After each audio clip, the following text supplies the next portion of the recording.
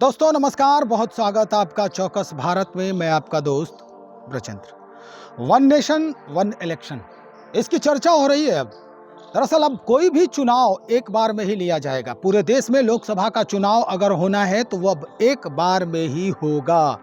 हर जगह अलग अलग राज्यों में अलग अलग तरह से अलग अलग तिथियों में अब चुनाव संभव नहीं है। अचानक से सत्र बुलाया गया है। इस सत्र को लेकर उपेंद्र कुशवाहा, आरएलजेडी के राष्ट्रीय अध्यक्ष, क्या कुछ कह रहे हैं, पहले वो सुनते हैं हम। देखिए, अब सत्र में क्या होना है मुझको नहीं मालूम, लेकिन वन नेशन वन इलेक्शन की बात अगर होती है तो इन प्रिंसिपल यह बात तो बिल्कुल ठीक है, क्योंकि कहीं ना कहीं देश में चुनाव चलते ही रहता है और इसका नुकसान भी होता है, काम बाधित होता है, खर्च ज़्यादा लग जाता है। तो एक तरह से अगर वन नेशन वन इलेक्शन की बात होती है तो पैसे की बर्बादी बचेगी और लोगों का समय बचेगा, प्रशासन के लोग इन्वॉल्व होते हैं उनका समय बचेगा, तो देश के डेवलपमेंट पर असर पड़ेगा। इसलिए इन प्रिंसिपल यह बात ठीक है। व्यवहारिक दृष्टि से, कानूनी दृष्टि से कितना हो पाएगा नहीं हो पाएगा, तो उससे तकनीकी पेचीदगियों के बारे में हम नहीं कुछ बोल रहे हैं, लेकिन है इन प्रिंसिपल यह बात ठीक होना चाहिए।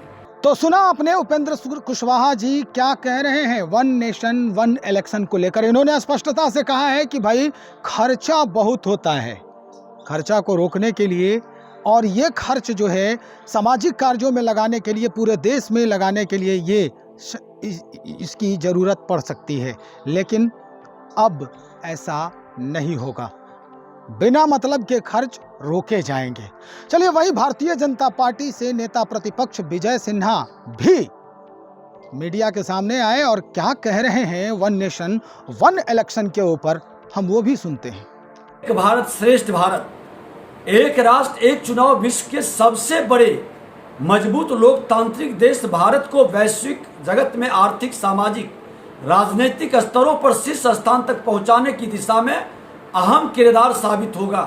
माननीय प्रधानमंत्री नरेंद्र मोदी जी के नेतृत्व में यह पहल देश में पैसा, संसाधन, समय की बचत, करोड़ों के पैसों के घोटाले, भ्रष्टाचार, अपराध पर भी लगाम लगाएगी। देश में सालों भर कहीं न कहीं चुनाव होते रहने से, जिससे केंद्र और राज्य के बीच चुनावी माहौल के कारण समन्वय बाधित होता है। आचार संहिता की वजह से नीतियां और विकास कार्यों पर रोक लगता है। एक राष्ट्र एक चुनाव, एक ही समय में एक दिशा में लगने वाला ऐसा बल होगा जो देश को तरक्की, प्रशासन की स्थिरता तथा संसाधनों का समुचित उपयोग को सुनिश्चित करेगा।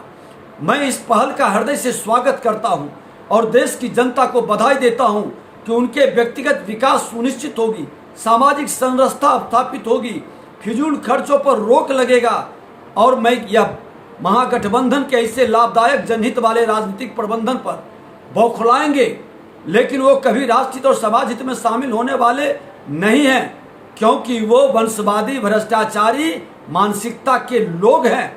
देश के प्रधानमंत्री जी बड़े ही ईमानदारी से 21वीं सदी के राष्ट्र के निर्माण में जनता की गाढ़ी कमाई, फिजूल खर्ची को रोकने का और पारदर्शिता के साथ सामाजिक सद्भावना बनाए रखने का, विकास की ठहरी हुई गति को बढ़ाने के लिए एक अच्छा पहल है, एक अच्छा कदम है। हृदय से हम उनको बधाई देते हैं और सारे माँ भारती के संतान इसका स्वागत करेंगे। तो सुना आपने, ये कह रहे हैं, कई तथ्यों को सामने रख रहे हैं। इनका कहना यह है कि जिस तरह का माहौल बनता है और जैसी स्थिति बन जाती है, हर व्यवस्था को अलग अलग राज्यों में डिपुट किया जाता है और इसमें खर्च बहुत ज़्यादा होते हैं, समय ज़्यादा लगता है और विकास कार्य जो है वो बाधित हो जाता है। कोई योजना अगर लागू हुआ है तो अगर वहाँ पर चुनाव की घोषणा हो जाती है तो वो कार्य रुक जाता है, यानी विकास में बाधा उत्पन्न होता है। ऐसी परिस्थिति में अब ये नहीं होगा। जहाँ पर विकास की घोषणा हो चुकी है, योजनाओं की घोषणा हो चुकी है, वो लागू हो चुका है, वो अब पूरे समय में, निश्चित समय में पूरा कर लिया जाएगा। खैर, अब देखते हैं विपक्षी क्या कुछ ताना बाना बुनते हैं इस मुद्दे पर, वन नेशन वन इलेक्शन के मुद्दे पर। निश्चित तौर पर विपक्षी तो कुछ कहेंगे ही। बने रहे हमारे साथ, हम विपक्षियों से भी बात करेंगे इस मुद्दे को लेकर। शुक्रिया आपका।